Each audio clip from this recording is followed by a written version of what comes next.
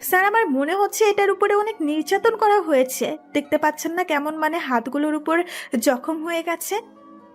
মেঘলা, আমার কাছে মনে হচ্ছে ও যে কোনো এক গ্যাংয়ের হয়ে কাজ করত, আর সেই গ্যাংয়ের সঙ্গেই বেইমানি করেছে। তার জন্য তাকে এই শাস্তি দিয়েছে। এটা আমার ধারণা, এবং এমনটাই মনে হয় সত্যি হবে। স্যার, আমারও তো এটাই মনে হচ্ছে। তারপর আমি কিছু দূর গিয়ে দেখতে পারলাম হাতের ঘড়ি অন্য জায়গায় পড়ে আছে। আর আমি হাতের ঘড়িটা এনে স্যারকে দিলাম, আর স্যার ঘড়িটা হাতে নিয়ে দেখতে পেল। আমি মেঘলার হাত থেকে ঘড়িটা নিয়ে ভালোভাবে দেখতে লাগলাম, কারণ এই ঘড়িটার একটা বিশেষত্ব আছে। এটা যে কেউ হাতে পড়তে পারে না। এটা একটা ব্র্যান্ডের ঘড়ি। আমি মেঘলাকে বললাম, মেঘলা, তুমি এই ঘড়িটার খোঁজ করো। তুমি এই ব্র্যান্ডের শপে যাও, আর শপে যাওয়ার পরে তুমি খোঁজ করো যে এই ঘড়িটা কে কিনেছিল, তার ডিটেলস বের করো আজকের মধ্যেই। আর শাহিন, তুমি তদন্ত করো আর লাশটাকে ফরেন্সিক ল্যাবে পাঠিয়ে দাও।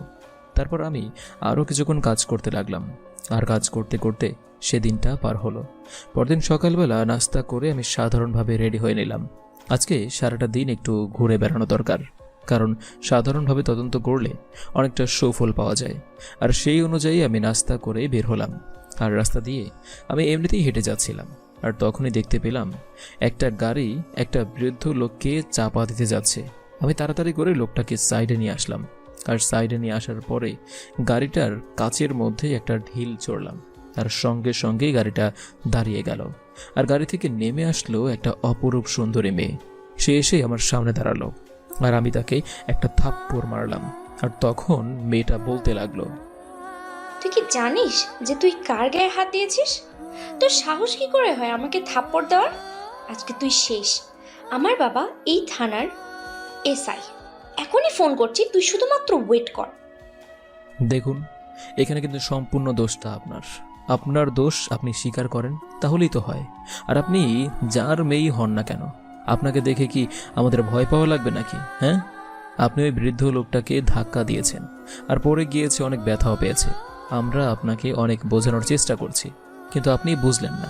তার জন্য আপনাকে থাপ্পড় দিয়েছি। এখন আবারও আমার সামনে বড় বড় কথা বলছেন। আমার যা ইচ্ছে আমি তাই করব। আমার যেভাবে ইচ্ছে আমি সেভাবে গাড়ি চালাবো। সেখানে তোর কি? তোর বাবার রাস্তা নাকি? ফকিন্নির বাচ্চা, তোর তো গাড়ি কেনার ক্ষমতা নাই। এই জন্যই আমার সঙ্গে এমন করছিস। একজন এসআই এর বেতন কত সেটা সরকারিভাবে সবাই মোটামুটি জানার কথা। আর আপনার গাড়ি বাড়ি সব আছে। আপনি এসব কি ভালো পথে ইনকাম করেছেন? মনে করেছেন আমরা কিছু জানি না, কিন্তু এসব খুব ভালো করেই জানি। আমরা সাধারণ মানুষকে আপনি ধোঁকা দিতে পারবেন না। শুধু শুধু এসব বলে কেন নিজে নিজে লজ্জা পাচ্ছেন? এখন এখান থেকে চুপচাপ চলে যান। ঠিক আছে, এখন না হয় আমি চলে যাচ্ছি, কিন্তু তোর খবর আছে। হ্যাঁ, তোকে আমি দেখে নেব, কুত্তার বাচ্চা। আমি কি সেটা বুঝতে পারবি। তারপর মেয়েটা বিড়বিড় করতে করতে চলে গেল, আর আমিও বৃদ্ধ লোকটাকে কিছু টাকা দিলাম, আরেকটা রিকশায় করে বাসায় পাঠিয়ে দিলাম।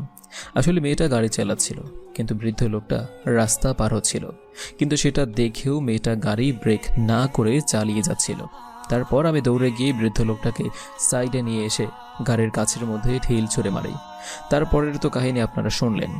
এদিকে তারপর আমি বাসায় চলে আসলাম, আর বাসায় আসার পরে আমি ফ্রেশ হয়ে খাবার খেয়ে নিলাম। আর তখনই মা এসে আমার কাছে বলতে লাগলো, কিরে শাহরিয়ার, একজন পুলিশ এসে আমার হাতে একটা ব্যাগ দিয়ে গেল আর বলল এটা যেন শুধুমাত্র তোকেই দিই আর কাউকে যেন না দেখাই। ও আচ্ছা, ব্যাগটা নিয়ে আসো। এই ব্যাগটার জন্য আমি অপেক্ষা করছি। তারপর মা ব্যাগটা আনতে চলে গেল, আর ব্যাগ নিয়ে এসে আমাকে দিল। আমি ব্যাগটা নিয়ে রুমে চলে আসলাম, আর রুমে এসে ব্যাগটা খুলতেই দেখলাম একজন মেয়ের কাটা মাথা আর হাতের একটা অংশ। আর এটা বের করতেই মা হাজির। আমি আমার পিছনে ওটা লুকিয়ে ফেললাম, আর মা কোনো কিছু না বলেই চলে গেল। আমি দরজা লাগিয়ে আবারও এগুলো ভালো করে দেখতে লাগলাম, আর আমি এগুলো দেখে এগুলো আবার ব্যাগে ভরে বাসা থেকে বের হয়ে গেলাম রেডি হয়ে।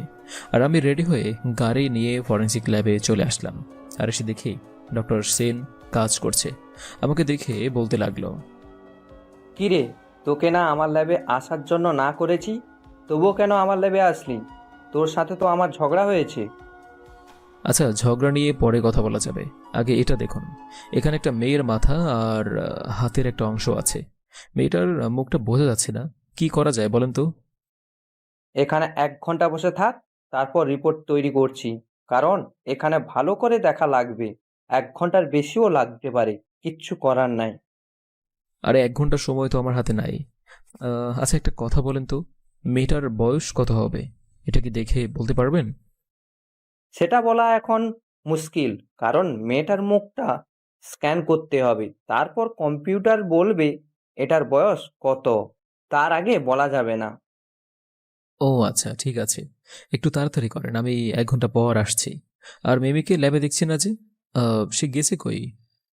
এসব লুচ্চামি বাদ দে, আর তাড়াতাড়ি বিয়ে করে নে, ভালো হবে। মেয়েটা তোকে পছন্দ করে, তাকে মেনে কেন নিচ্ছিস না? আজকে আসে নাই, জ্বর। আরে কাকা, আপনি ভালো করেই জানেন আমি মিমিকে শুধুমাত্র আমার বন্ধুর মতোই মনে করি, তাছাড়া অন্য কোনো কিছু মনে করি না।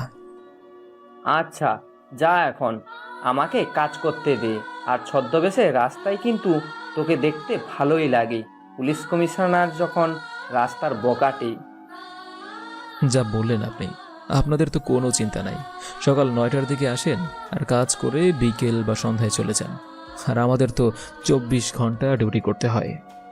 ও, তারপর মাঝরাতে কে আমাকে ফোন দিয়ে বলে যে কাকা একটু ল্যাবে আসো, খুবই দরকার। তোর জন্য ঘুম হয় না আমার। কি কারণে যে এই শহরে পোস্টিং নিয়ে এসেছিলাম, তোর মতো একটা আইটেম কপালে জুটেছে। তারপর আমি হাসতে হাসতে সেখান থেকে চলে আসলাম। আসলে ওনার সাথে আমি অনেক ফ্রি, কাকা বলে ডাকি। তারপর আমি অফিসে এসে নিজের ক্যাবিনে এসে কাজ করছি। আর তখন মেঘলা এসে বলল, স্যার, একটা ভার্সিটির সামনে নতুন মদের বার হয়েছে, ওখানে অনেক ছাত্রছাত্রী গিয়ে নষ্ট হচ্ছে, আর এটা বানিয়েছে ওই ভার্সিটির সভাপতি আরমান। ওসি সাহেবকে হুমকি দিয়েছে, মনে হয় আপনাকে লাগবে। ঠিক আছে, কালকে সকালে আমি যাব, তুমি ব্যবস্থা করো। আর ওই কিসটার কি হলো? আমি একটা মেয়ের মাথা আর হাতের অংশ পেয়েছি, বাকিগুলো কি পাওয়া গিয়েছে? না স্যার, বাকিগুলো পাওয়া যায়নি, আমরা তদন্ত চালাচ্ছি। আমরা সেই জঙ্গলটা খুব ভালো করে সার্চ করেছি, কিন্তু এখন পর্যন্ত আর কোনো বডির কোনো পার্ট পাওয়া যায়নি। স্যার, এখন কি করব আমিও কোনো কিছু বুঝতে পারছি না। মেঘলা, আমার মনে হচ্ছে যে ওখানে একটা নদী ছিল, আর ওই নদীতে ওই বডিটা মনে হয় মাটি চাপা দেওয়া হয়েছে। আর ওই নদীর কিনারে ভালো করে খুঁজতে বলো, এমনকি পানির তলায়ও চাপা দিয়ে রাখতে পারে, যে কোনো কিছু দিয়ে। জি স্যার, আপনি ঠিক কথা বলেছেন। ঠিক আছে স্যার, আমি আজকেই এখনই ফোর্স পাঠাচ্ছি, আর ফোর্স পাঠিয়ে এখনই সব কিছু করছি। স্যার, ওই ভার্সিটির আরমান কিন্তু ও আরও অনেক অপকর্ম করে থাকে। আমার সন্দেহ হচ্ছে যে ও কোনো গ্যাংয়ের লিডার। হ্যাঁ, আমি আরমানের ব্যাপারে খোঁজ নেব, তুমি এটা নিয়ে কোনো চিন্তা করো না। তোমাকে যেটা কাজ দিয়েছি তুমি সেটা করো, আর অবশ্যই তুমি এটা ছদ্মবেশে করবে।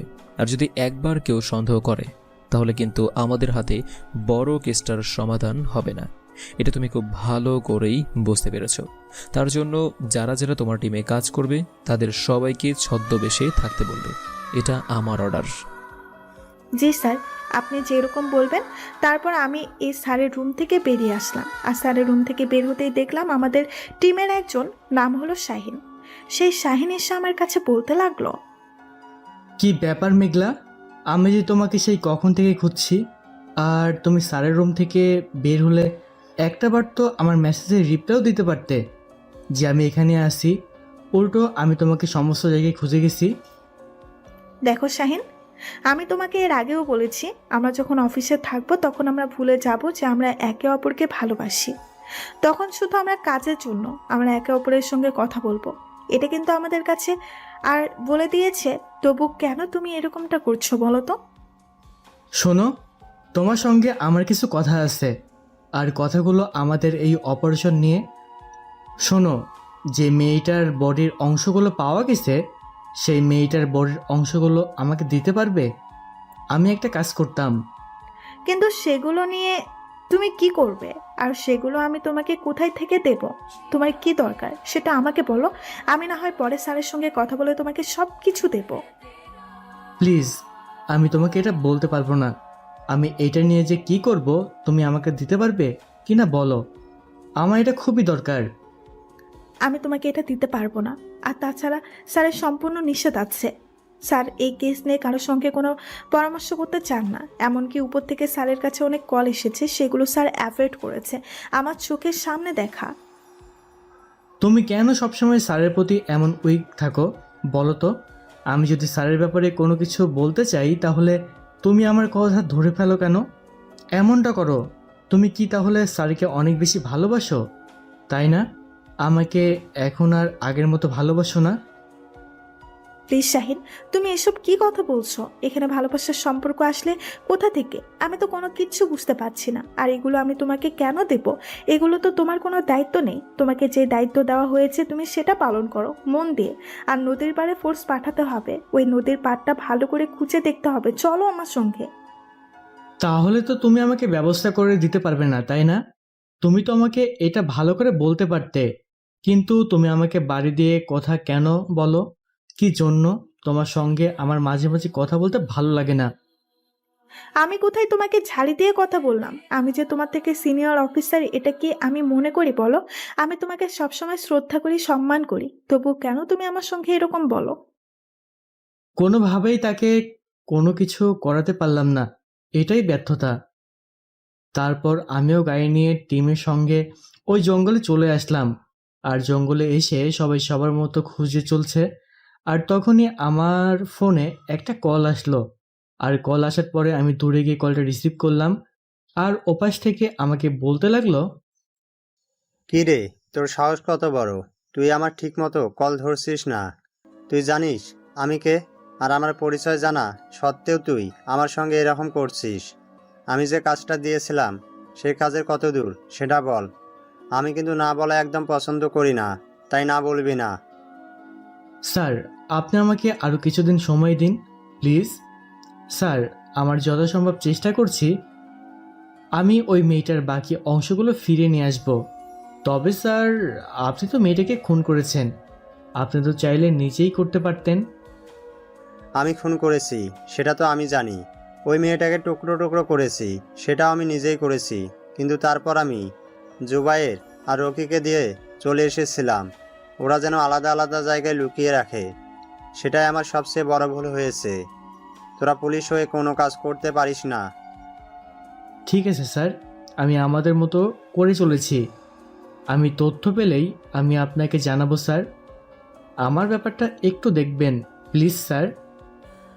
কি ব্যাপার শাহিন, তুমি এখানে কাজ না করে তুমি ওখানে কি করছো? তাড়াতাড়ি আসো এদিকে। আমরা একটা ক্লু পেয়েছি, তাড়াতাড়ি আসো এদিকে। এদিকে আমি আরও কিছুক্ষণ কাজ করে আমি আবারও ফরেন্সিক ল্যাবে চলে আসলাম। আর ফরেন্সিক ল্যাবে আসার পরে ডক্টর সাহেব আমার কাছে এগিয়ে আসলো। আর এগিয়ে আসার পরে আমাকে বলতে লাগলো, শাহরিয়ার, এখানে আমি অনেক বড় কিছু জানতে পেরেছি। শোনো, মেয়েটার বয়স হবে 19 বছর, এর বেশি হবে না। হয়তো 2-3 দিন মাস কম হতে পারে। আর বড় তথ্যটা হচ্ছে যে মেয়েটাকে খুব কষ্ট দিয়ে মারা হয়েছে। আর এরকমটা শুধুমাত্র করতে পারে কারা জানো? যারা হিংস্র প্রকৃতির মানুষ। আর যে খুন করেছে তার মধ্যে এমন কোনো কিছু কাজ করছে, মানে মেয়েটাকে সে কোনো অপরাধী ভেবেছে। যে মেয়েটা তার অনেক বড় ক্ষতি করেছে। আর সেই মেয়েটার প্রতিশোধ নেওয়ার জন্যই হয়তো মেয়েটাকে এমনভাবে খুন করেছে। এটা ছাড়া আর কোনো কিছু মনে হয় না। পেলে আমার আরও তথ্য বের করতে পারবো। আচ্ছা ডক্টর, যেই মেয়েটাকে খুন করেছে সেই মেয়েটাকে কি আগে ধর্ষণ করে তারপরে মেয়েটাকে খুন করা হয়েছিল, নাকি অন্যভাবে, এটা কি বলতে পারবেন? আর যে খুন করেছে তার কি কোনো ফিঙ্গারপ্রিন্ট বা কোনো চিহ্ন আছে? হ্যাঁ, তুমি ভালো কথা মনে করেছো।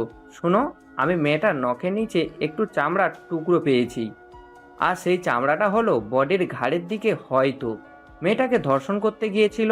আর সেই সময় ধস্তাধস্তির সময় মেয়েটা চিমটি দিয়ে ওই চামড়াটা নিয়ে নেয়। এটা ওই ভিকটিমের হবে। এবং সেই চামড়াটা থেকে খুব মোটামুটি একটা তথ্য দেওয়া যায় যে লোকটার বয়স 20 থেকে 25 বছরের মধ্যে হবে। আর চামড়াটার রং ছিল শ্যামলা। তো বুঝতেই পারছো ছেলেটা কেমন হবে। ঠিক আছে, আপনাকে অসংখ্য ধন্যবাদ আমাকে এত সব তথ্য দেওয়ার জন্য। আর আপনি আছেন বলেই তো আজকে আমরা এতদূর পর্যন্ত আসতে পেরেছি। না হলে এটা কোনো দিনের সম্ভব হতো না। আপনি সত্যি আমাদের জন্য গর্ব। শোনো, দিন শেষে যখন মানুষের জন্য কোনো কিছু করতে পারি না, এটাই আমাদের কাছে অনেক বেশি পাওয়া।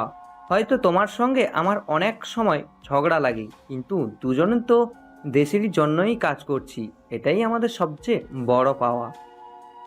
তারপর আমি সেখান থেকে চলে আসলাম, আর সেখান থেকে সোজা বাসায় আসছি। আর তখনই দেখলাম সেই মেয়েটাকে, যাকে আমি একটা থাপ্পড় মেরেছিলাম। মেয়েটাও আমার দিকে তাকিয়ে রয়েছে। মেয়েটা আসলে আমাকে চিনতে পারেনি। মেয়েটা একবার আমার দিকে তাকিয়েছিল, আর হয়তো এমনিতেই, কারণ আমার মুখে মাস্ক পরা ছিল, তাই আমাকে চেনার কথাই না। তারপর আমি সোজা বাসায় চলে আসলাম, কারণ এইরকমভাবে দেখা করলে আমাকে চিনে ফেলতে পারে। তার জন্যই এই বেশ দেখা করা যাবে না। আর তারপর আমি বাসায় চলে আসলাম, আর বাসায় আসার পরে খাবার খেয়ে নিলাম, আর মা বাবার সঙ্গে কিছুক্ষণ গল্প করে আমি ঘুমিয়ে পড়লাম। সকালবেলা ঘুম ভাঙলো মায়ের ডাকে, আর তখন মা আমাকে বলতে লাগলো, শাহরিয়ার, আজকে তো তোর ভাই লন্ডন থেকে আসবে। তুই রিফাতকে এয়ারপোর্টে গিয়ে রিসিভ করবি, ঠিক আছে? আর সে বাসায় আসলে তার বিয়ের জন্য মেয়ে দেখতে যাব। এমনকি আজকে বিকালে যেতে পারি। যত তাড়াতাড়ি সম্ভব রিফাতের বিয়েটা করিয়ে দিতে হবে। আচ্ছা আম্মা, তোমার কি মনে হয় তোমার ছেলে এখনও ফিটার খায়? হ্যাঁ, তোমার ছেলে পড়াশোনা শেষ করে বিদেশ থেকে ফিরেছে, আর তাকে বিয়ে করাবে, সেটাও ভালো কথা। কিন্তু তোমার কি মনে হয় যে আমি ফ্রি টাইম পার করছি? এখন তুমি জানো আমার কতটা কাজ। আমি কি ওর মতো সারাদিন আজাইরা বসে থাকি? তোমার ছেলে দেশে ফিরছে, তুমি বাবাকে বলো বা তুমি নিজে যাও, আমি যেতে পারবো না। আচ্ছা, তুই সব সময় ছেলেটার সঙ্গে কেন এমন করিস বলতো? এতদিন পর দেশে ফিরছে, তোরও তো বড় ভাই, তাই না? বড় ভাইয়ের সঙ্গে এভাবে কথা বলতে হয়? তো কিভাবে কথা বলবো? ও কি আমাকে সম্মান দিয়ে কথা বলে? নাকি আমি একজন পুলিশ কমিশনার, আর পুলিশ কমিশনার হয়ে তার সঙ্গে কিরকম ব্যবহার করতে হয় ও কি সেটা ভুলে গিয়েছে? তুমি দেখো নাই মোবাইলে আমার সঙ্গে কিরকম কথা বলে? আমাকে কখনো দামই দিতে চায় না, মনে হয় আমি উড়ে এসে জুড়ে বসেছি। আর তাছাড়া আমি আজকে যেতে পারবো না, আমার আজকে অনেক কাজ আছে। তারপর আম্মু আমাকে বকাঝকা করতে করতে চলে গেল, আর আমিও ফ্রেশ হয়ে নিলাম। আর ফ্রেশ হয়ে খাবার খেয়ে আমি ইউনিফর্ম পরে বের হলাম, আর গাড়ি নিয়ে সোজা ভার্সিটির সামনে চলে আসলাম। আমি মাস্ক পরে আসছি যেন আমাকে কেউ চিনতে না পারে। তারপর মেঘলা, শাহিন ওরা চলে আসলো, আর মেঘলা এসে বলতে লাগলো, স্যার, ভেতরে মনে হয় আরমান আছে, আমি যতটুকু জানতে পেরেছি। আর যদি এখানে আরমান না থাকে তাহলে ওকে আর গোডাউনে পাওয়া যাবে না। তারপর আমি ভার্সিটিতে প্রবেশ করলাম, আর ভার্সিটিতে প্রবেশ করতে আমি একটা দিকে তাকিয়ে চোখ ফেরাতে পারছি না, কারণ নীলা মেয়েটা শাড়ি পরে আজকে ভার্সিটিতে এসেছে। তার মানে নীলা এই ভার্সিটিতেই পড়ে। যাক, ভালোই হলো, সবাই আমাদের দিকে তাকিয়ে আছে, কারণ ভার্সিটিতে পুলিশের গাড়ি প্রবেশ করেছে। এটা আসলে অনেক বড় কিছু। তারপর আমি সোজা গিয়ে ওই আরমানকে লাথি মারলাম। লাথি মারার পরে আমি মেঘলাকে বললাম, মেঘলা, তুমি তাড়াতাড়ি এদের সবাইকে অ্যারেস্ট করো আর গাড়িতে তোলো। তখনই অনেক ছেলে মেয়ে আমাদের ঘিরে নিতে লাগলো। আমি ফাঁকা ফায়ার করলাম, তারপর ওরা চলে গেল। তারপর আমি ওই আরমানকে এবং তার সহকারী আরও কয়েকজনকে ধরে গাড়িতে তুললাম, আর সোজা থানায় নিয়ে আসলাম। আর থানায় নিয়ে আসার পরে আমি ভিতরে গিয়ে চেয়ার নিয়ে বসলাম। তখন জিজ্ঞেস করব, আর এর মধ্যেই আমাকে দেখে বলতে লাগলো, তুই জানিস না তুই কাকে ধরে এনেছিস? বুঝতে পারছিস? আমি চাইলে অনেক কিছু করতে পারি, অনেকের সঙ্গে আমার হাত আছে। তুই আমাকে বেশিক্ষণ এখানে আটকে রাখতে পারবি না। আমি একটু পরে বের হয়ে চলে যাব, আর বের হবার পরে আমি আরও বেশি বেশি এসব কাজ করব। তোরা আমার কোনো কিছু করতে পারবি না। তোরা তো 2 টাকার পুলিশ, ওই 2 টাকার পুলিশ, তোরা আমার কিছু করতে পারবি না। তোর কি কোনো আইডিয়া আছে যে তোর সামনে এখন কে বসে আছে? যদি তুই আমার পরিচয় সম্পর্কে জানতে পারতে, তাহলে তোর মুখ দিয়ে এরকম কোনো কথাই বের হতো না। তুই কি মনে করেছিস আমি হাবিলদার? হ্যাঁ, তোর সঙ্গে কথা বলছি হাবিলদার হয়ে? তোর সাথে এখন কথা বলছে কমিশনার অফ পুলিশ, 43তম BCS প্রশাসন ক্যাডার। স্যার, আমাকে মাফ করে দিন। আমি আপনাকে আসলেই চিনতে পারিনি। যদি চিনতে পারতাম তাহলে আপনার সঙ্গে এরকম বেয়াদবি কখনোই করতাম না। স্যার, আমি আপনাকে টাকা দিচ্ছি, প্লিজ আমাকে ছেড়ে দিন। আমি আর কখনো এসব কাজ করব না, প্লিজ। আচ্ছা, তোর কি মনে হয় আমি খুব দুর্ভিক্ষের মধ্যে আছি যে তুই আমাকে টাকা দিতে চাচ্ছিস? কেন আমার কি কোনো কিছুর কমতি পড়েছে? সরকার আমাকে গাড়ি দিয়েছে, সরকার আমাকে গাড়ির তেলের টাকা দিচ্ছে, আমাকে এত দামি পোশাক পরার জন্য ক্ষমতাও দিয়েছে, আমাকে এতটা পাওয়ার দিয়েছে।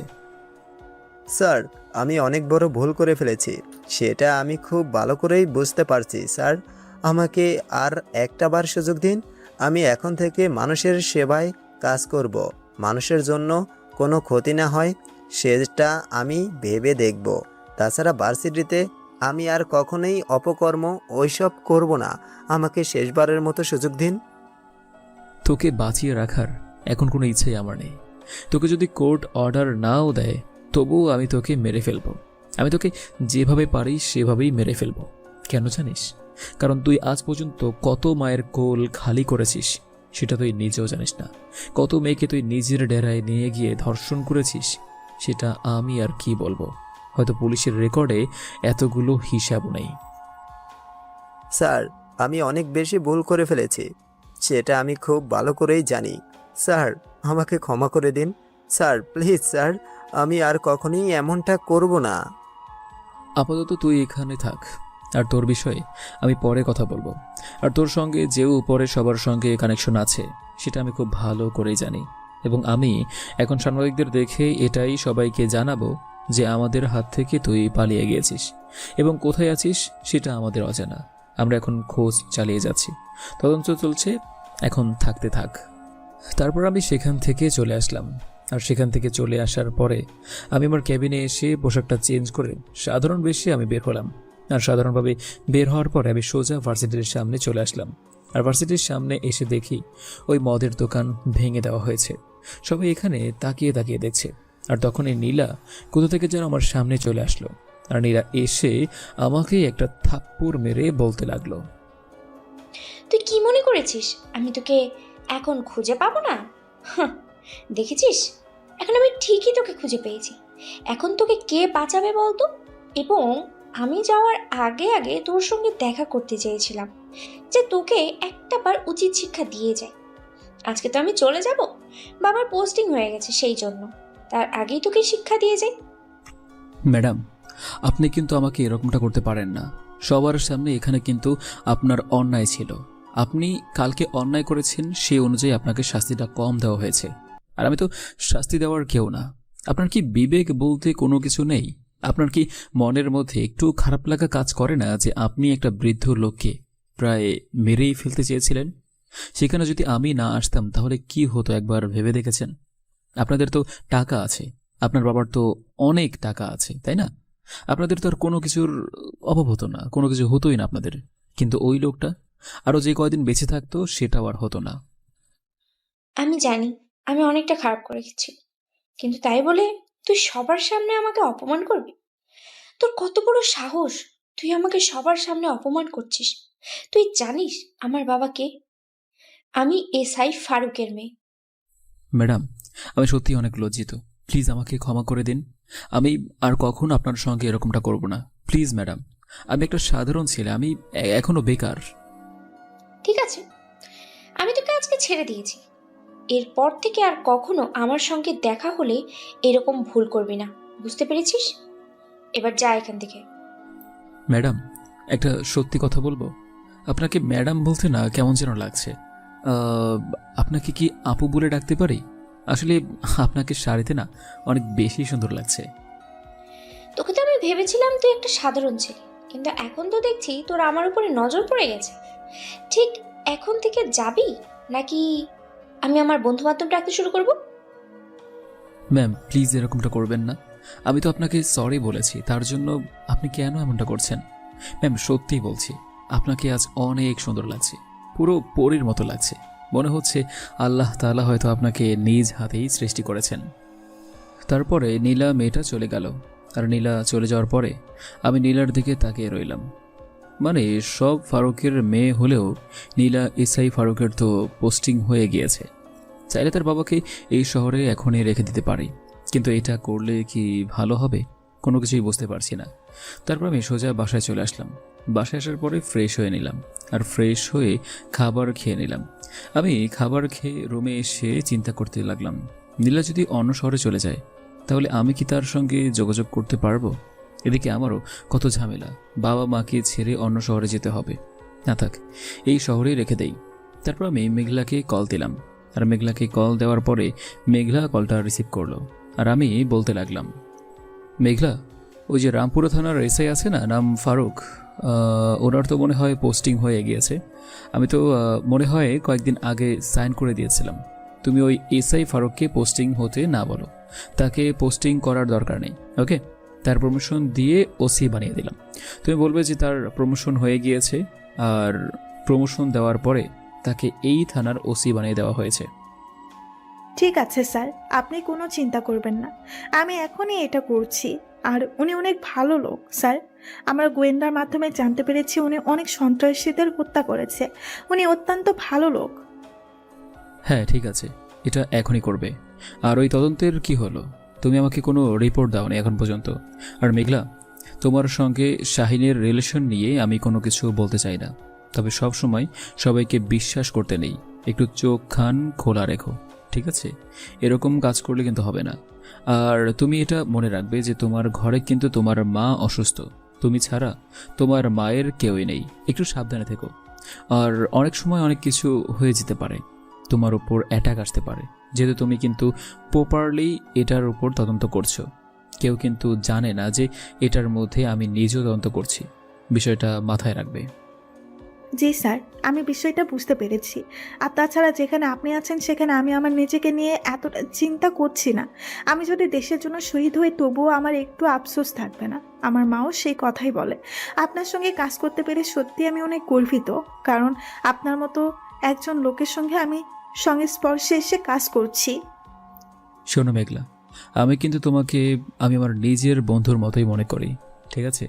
আমার যত বন্ধুবান্ধব আছে তাদের মধ্যে বেস্ট ফ্রেন্ড হিসেবে কিন্তু আমি তোমাকে দেখি। তাই একটা কথা বলতে চাই, ওই এসআই ফারুকের একমাত্র মেয়ে নীলা, তাকে আমি অনেক ভালোবেসে ফেলেছি। সত্যি স্যার, আমার তো বিশ্বাস হচ্ছে না। তাছাড়া এমনি তো আপনার বয়স অনেক হয়েছে।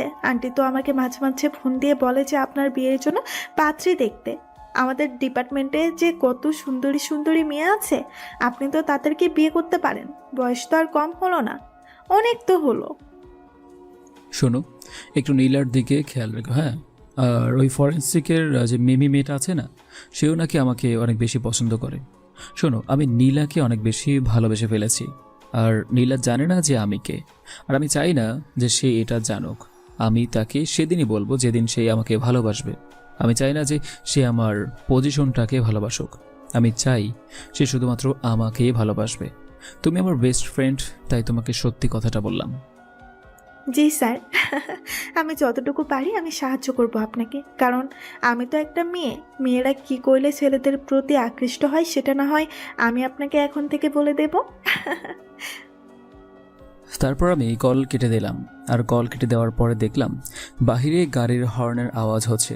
বুঝতে পারলাম বাবা ভাইয়াকে নিয়ে চলে এসেছে। তারপরেই আমি গিয়ে দরজাটা খুলে দিলাম। আর দরজা খুলতেই ভাইয়া আমার সঙ্গে অনেক কথা বলতে লাগলো। আর এভাবেই কথা বলতে বলতে সময়টা পার হয়ে গেল। আমি বিকেলবেলা আবার রেডি হয়ে নিলাম। আর রেডি হয়ে আমি বের হলাম। আর বের হতেই আমি সোজা জঙ্গলের কাছে চলে আসলাম। আর জঙ্গলের কাছাকাছি আসতেই তখন মেঘলা বলতে লাগলো, স্যার, আমরা বডির বাকি পার্টগুলো খুঁজে পেয়েছি, চলুন আমি আপনাকে দেখাচ্ছি। আর স্যার, এখানে আমি আর শুধুমাত্র আপনি আছি, আর কেউ নেই। আমার শাহিনকে অনেক সন্দেহ হয়। শাহিন আমার কাছে এই বডির পার্টসগুলো চেয়েছিল। কেন চেয়েছে সেগুলো আমি জিজ্ঞাসা করেছি, কিন্তু সে কোনোভাবেই প্রকাশ করেনি। আর শাহিনের জন্যই ফোর্স ছাড়া এখানে আসতে হয়েছে। জানি এখানে অনেকটা ভয়ঙ্কর জায়গাটা, কিন্তু সেফটির জন্য এটা করেছি।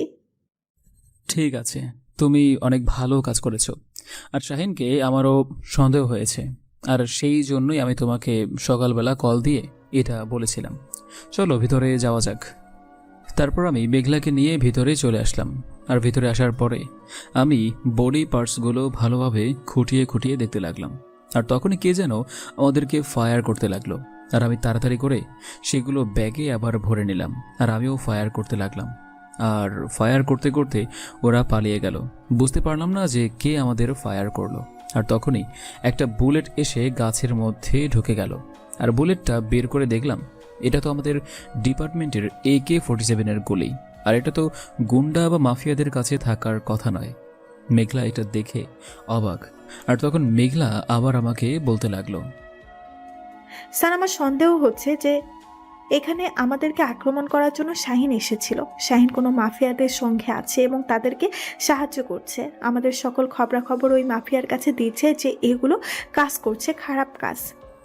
এখনই কোনো শাহিনের বিরুদ্ধে ব্যবস্থা নেওয়া যাবে না। যদি আমি শাহিনের বিরুদ্ধে ব্যবস্থা নিতে চাই তাহলে আমি ওদেরকে হাতে নাতে ধরতে পারবো না। আর এখন আমাদের কাজ হচ্ছে যে শাহিনের ওপরে নজরদারি করা, এটাই হবে আমাদের কাজ। ওকে? আর তুমি সবসময় সাবধানে থাকবে। আমি কিন্তু আবারও বলছি, আমার কথা ছাড়া কোনো অপারেশনে যাবে না। আর রাস্তায় চলাফেরার সময় গাড়ির গ্লাসটা কখনোই নামাবে না। যদি কোনো ফকির মিসকিন যদি তোমার কাছে টাকা চায় তবুও তুমি গ্লাস নামাবে না।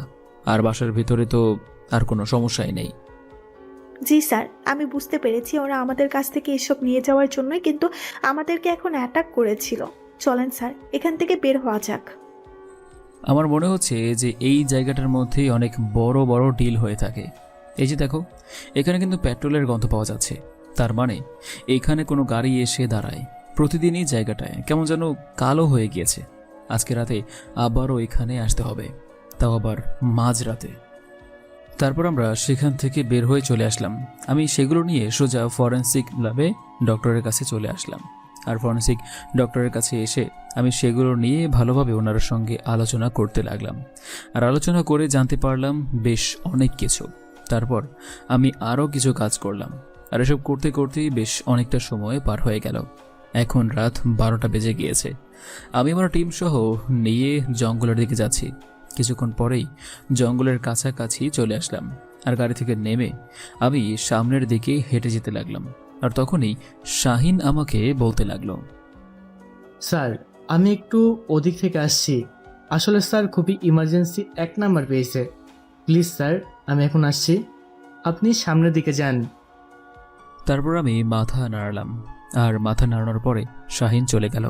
আর শাহিন চলে যাওয়ার পরে আমি মেঘলাকে বললাম একটু পিছনে পিছনে যাওয়ার জন্য। তারপর আমিও সামনের দিকে এগিয়ে আসলাম। আর এগিয়ে আসার পরে দেখতে পেলাম কিছু লোক দাঁড়িয়ে সেখানে কথা বলছে। আর আমি আমার পজিশন মতো দাঁড়িয়ে পড়লাম। সবাইকে মাইক্রোফোনে বললাম যে সেট হয়ে যাওয়ার জন্য। আর তখনই মেঘলা আমার পিছনে চলে আসলো। আর পিছন থেকে আমার কানের কাছে এসে বলতে লাগলো, স্যার আমি শাহিনকে যতটা বিশ্বাস করেছিলাম আসলে শাহিন ততটা বিশ্বাসের যোগ্য না। আমি অনেক ভুল করে ফেলেছি স্যার। শাহিন কারোর সঙ্গে যেন কথা বলছে। তোমার কাছে এখন এসব কথার কোনো শুনতে চাইনি, বুঝতে পেরেছ? এখন যেটা কাজ করার তুমি সেটা করো, নিজেকে কন্ট্রোল করো এবং এখানে মনোযোগ দাও। আমি না বলা পর্যন্ত কেউ কোনো কিছুই করবে না। আমি আগে ফায়ার করব, আর কেউ আগে সামনের দিকে যাবে না আমার কথা ছাড়া। আর চতুর্দিকে খেয়াল রাখবে, কারণ যে কোনো সময় যে কোনো কিছুই হতে পারে। তারপর আমি আরও সামনের দিকে এগিয়ে গেলাম। এগিয়ে যাওয়ার পরে আমি সুযোগ মতো ফায়ার করতে লাগলাম। আর হঠাৎ করেই আমার টিমের একজনের গায়ে এসে গুলি লাগলো। আমি অবাক হয়ে গেলাম, কারণ ওরা স্পেশাল ট্রেনিং প্রাপ্ত। ওদেরকে কেউ সামনে থেকে গুলি করবে এরকমটা কখনোই হওয়ার কথা নয়, কারণ আমরা যথেষ্ট পরিমাণে সেফটি নিয়েই এসেছি। আমাদের কোথায় গুলি করলে আমাদের লাগতে পারে আমরা সামনের দিকে আগাতে পারবো না, এটা শুধুমাত্র আমরাই জানি। আর অন্য কেউ এটার ব্যাপারে জানার কোনো কথাই নয়। তারপরে বুঝতে পারলাম যে শাহিন আমাদের সঙ্গে বিশ্বাসঘাতকতা করেছে। আমি কোনো কিছুই বললাম না। তারপরে অপারেশন শেষ করলাম। আর কিছু লোক পালিয়ে গেল। আর কিছু লোককে আমরা ধরে অ্যারেস্ট করে থানায় নিয়ে চলে আসলাম। আর পরদিন সকালবেলা আমি সবার সঙ্গে নাস্তা করছি। আর তখন মা আমাকে বলতে লাগলো, কালকে তো মেয়ে দেখার জন্য যেতে পারিনি, এখন নাস্তা করে একটু পরেই রেডি হয়ে রিফাতের জন্য মেয়ে দেখতে যাব। তুই কি আমাদের সঙ্গে যাবি? মা আমার তো একটা অপারেশনের মধ্যে আছি, হয়তো তোমরা শুনেছ। আর এটা সম্পূর্ণ দায়িত্ব আমার ওপরে, আমি নিজেই এটা হ্যান্ডেল করছি। তার জন্য আমি যেতে পারবো না। তুমি বাবা আর ভাইয়া মিলে দেখে আসো। আর তোমাদের পছন্দই তো আমার পছন্দ, তাই না? বিয়েটা কি আমি তোকে করাচ্ছি? তোরটা তো আরো পরে। আমাদের পছন্দ আর তোর পছন্দ মানে বড় ভাইয়ের বিয়ে। তোর কোনো দায়িত্ব নেই? এটা কি তুই কোনো কথা বললি? মা শুধু শুধু কেন আমার উপর রাগ দেখাচ্ছ বলো তো? বলেছি তো আমার সময় নেই। প্লিজ মা, একটু বুঝতে চেষ্টা করো। ও বাবা, তুমি এমন চুপ করে বসে আছো কেন? তুমি মাকে একটু বোঝাও না। আমি কি আসলে বসে থাকি নাকি বলো? ওখানে গিয়ে আমার কি কোনো লাভ আছে বলো? ভাইয়াকে নিয়ে যাও। তারপর আমি সেখান থেকে নাস্তা করে একটা সাধারণ ছেলের মতো রেডি হয়ে বাইরে চলে আসলাম। এখন আমি যাব নীলার কাছে, কারণ আমারও তো একটা মন আছে। আমার তো মন চায় যে আমার প্রিয় মানুষের সঙ্গে দুষ্টুমি করেই। তারপর আমি এইসব ভাবতে ভাবতে ভার্সিটির সামনে চলে আসলাম। আর ভার্সিটির সামনে যথারীতি আমি ভার্সিটিতে প্রবেশ করতে যাব, তখনই দেখতে পেলাম কিছু বান্ধবীদের সঙ্গে বসে আড্ডা দিচ্ছে নীলা। আমি তাদের সামনের দিকেই হেঁটে যেতে লাগলাম, আর তখনই নীলা আমাকে ডাক দিল। আমি তার কাছে গেলাম, আর কাছে যাওয়ার পরে আমাকে জিজ্ঞেস করলো, কিরে, তুই এই ভার্সিটিতে কি করিস? তোকে তো এই ভার্সিটিতে কখনো দেখিনি। নাকি তুই আমার পেছনে পেছনে এখানে এসে গেছিস? কোনটা বলতো? আমি এখন কি বলবো কোনো কিছুই বুঝতে পারছি না। আমি কি এখন ভার্সিটির কথা বলবো যেখানে নতুন অ্যাডমিশন নিয়েছি? নতুন অ্যাডমিশন নিয়ে সে কথা বললে কি বিশ্বাস করবে? কারণ আমার যা বয়স, তারপর দেখলাম প্রিন্সিপাল সামনের দিকেই যাচ্ছে, আর আমরা বুঝতে পারলাম যে একটা মিথ্যা কথা বলাই যায়। পরে না হয় প্রিন্সিপালের কাছে গিয়ে কোনো কিছু বলে অ্যাডমিশন নিয়ে নিলাম কিছুদিনের জন্য, আবারও ভার্সিটির লাইফে ফিরে আসব। এটা আর কম কিসের? তারপর আবার প্রিয় মানুষটার সঙ্গে তারপর আমি অনেক ভেবে চিন্তেই বলতে লাগলাম, আসলে আমি ভার্সিটিতে নতুন ভর্তি হয়েছি। তারপর আপনাকে দেখার পরে সত্যি আমার অনেক ভালো লাগছে। জানেন, কালকে রাতে আমি একদম ঘুমাতে পারিনি, সবসময় আপনার কথা মনে পড়েছে। কী করবো বলেন? আই নীলা, দেখেছিস ছেলেটা তোর সামনে এসব কি কথা বলছে? তুই তো বলেছিলি যে ছেলেটা তোকে অনেক সম্মান করে, আর তুই ছেলেটাকে র্যাগিং করবি, ওই দিনের প্রতিশোধ নিবি। এখন দেখছি ছেলেটা তোকে পছন্দ করা শুরু করে দিয়েছে। তা কবে থেকে? এই তুই কি কার সামনে কি বলছিস? সেদিন আমি তোকে ছেড়ে দিয়েছিলাম, আর কালকেও তুই আমার কাছে মাফ চেয়ে তারপরে গিয়েছিলি, আর এখন আমাকে ওইসব উল্টোপাল্টা কথা বলছিস? তুই জানিস আমি কে? হ্যাঁ, আমি জানি তো, আর আমি আপনাকে ভালোবাসি। সমস্যা কি? এটার মধ্যে তো আর কোনো অন্যায় করছি না, তাই না? আর আপনি হলেন এসআই ফারুকের একমাত্র মেয়ে। এখন অবশ্য আপনার বাবার প্রমোশন হয়েছে, এখন আপনার বাবা হলেন রামপুর থানার ওসি, তাই তো? আমি কি এটা তো তাহলে তুই ভালো করেই জানিস। আর সবকিছু জানার পরেও তুই আমার কাছে এসে এইসব কথা বলছিস? তোর কোনো যোগ্যতা আছে আমাকে ভালোবাসার? কেন ভার্সিটিতে এসেছিস ভালো কথা, কিন্তু আমার পেছনে লাগতে আসবি না। সেদিনের কথা কিন্তু আমি আজও ভুলি নাই, মনে রাখবি। হ্যাঁ, মনে তো রাখতেই হবে, কারণ আমি যে আপনাকে অনেক বেশি ভালোবাসি, আর আমাকে আপনিও অনেক বেশি ভালোবাসবেন। আগে আমি আপনাকে ম্যাডাম ডাকতাম, এখন আমি আপনাকে আপু ডাকি। তারপর কিছুদিন যাওয়ার পরে আমি আপনাকে বউ ডাকবো। এটাই তো কথা, তাই না? তখন নীলা এসে আমাকে একটা থাপ্পড় মারলো, তার বান্ধবীরাও তাকিয়ে আছে, আর আমি নিশ্চুপ হয়ে দাঁড়িয়ে রইলাম। আর তখন নীলা আমাকে রাগী কণ্ঠে বলতে লাগলো, ফকিন্নির বাচ্চা, তোর কোনো যোগ্যতা আছে আমাকে এভাবে কথা বলার? যা এখান থেকে, আর কখনো যদি এইসব কথা আমার সামনে এসে বলেছিস তখন বুঝতে পারবি। সেখান থেকে সোজা চলে আসলাম, আর সেখান থেকে আমি আমার মতো করে প্রিন্সিপালের রুমে চলে আসলাম। প্রিন্সিপাল আমাকে দেখেই দাঁড়িয়ে গেল, কারণ প্রিন্সিপাল আমাকে অনেক আগে থেকেই চেনে। তারপর আমি প্রিন্সিপালের সঙ্গে একটা মিথ্যা কথা বললাম, যেন আমি একটা অপারেশনের জন্য এই ভার্সিটিতে নতুন করে ভর্তি হতে চাই, আর এটা যেন কেউ না জানে। উনি আমাকে অনুমতি দিলেন, আর উনি আমার মতো করে কাজ করতে বললেন। তারপর আমিও সোজা নীলা যেই ক্লাসে পড়ে সেই ক্লাসে চলে আসলাম। সবাই আমার দিকে কেমন করে যেন তাকিয়ে আছে, মনে হয় আমি কোনো ভিন্ন গ্রহ থেকে এসেছি। আর একটু পরেই নীলা আর তিথি ক্লাসরুমে প্রবেশ করলো, আর ক্লাসরুমে প্রবেশ করাতেই আমাকে দেখতে পেয়ে আমার দিকে তাকালো। আর তখনই নীলা এসে আমার কাছে বলতে লাগলো, কিরে, আমি তো তোকে বলেছিলাম যে আমার সামনে কখনো না আসতে, আর এখন কি না তুই আমার ক্লাসে এসে বসে আছিস? তোকে এই কলেজে ঢুকতে দিয়েছে কে? কেন? আমি তো শুধুমাত্র তোমার জন্যই ভর্তি হয়েছি, জানো।